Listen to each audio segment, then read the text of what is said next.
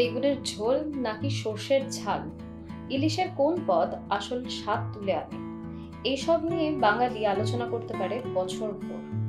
তবে ইলিশ নিয়ে তর্ক বেশি দূর গড়ায় না, তার আগেই জিভে জল আসে। বাঙালির সেই আহ্লাদ আরো একটু উস্কে দিতে শুরু হয়ে গেল ইলিশ উৎসব। কুকিং বেলসের ইলিশ পর্বে আপনাকে স্বাগত। মাছে নুন হলুদ মাখিয়ে সরিয়ে রাখবো।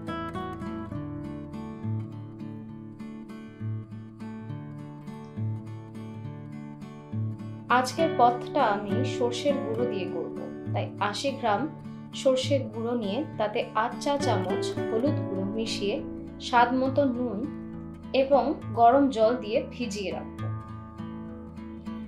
নুন এবং গরম জল দিয়ে ভিজালে প্যাকেটের সর্ষে তিতো হয় না।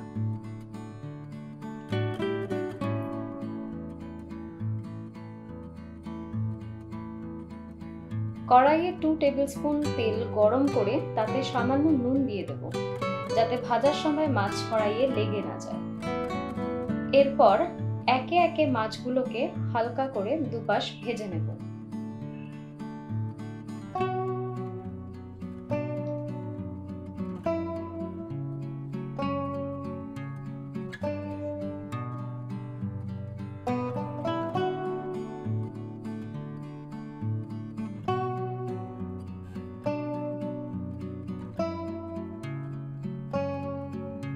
মাছ ভাজার তেলেই সর্ষেটা দিয়ে দেব এবং তাতে কটা কাঁচা লঙ্কা দিয়ে ভালো করে তেল ছাড়া অবধি রান্না করব।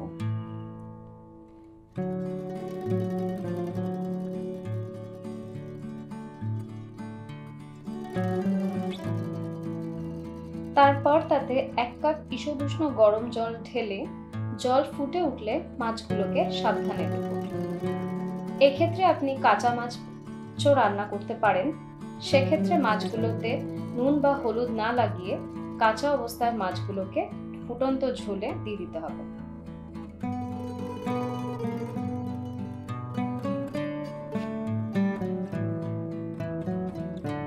2 মিনিটের জন্য মাছটাকে ফুটিয়ে কাঁচা লঙ্কা দিয়ে নামিয়ে পরিবেশন করুন।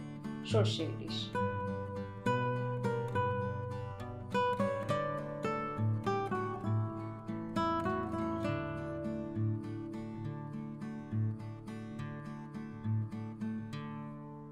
রেসিপিটা কেমন লাগলো কমেন্টসে জানাবেন এবং চ্যানেলটাকে লাইক, শেয়ার এন্ড সাবস্ক্রাইব করবেন।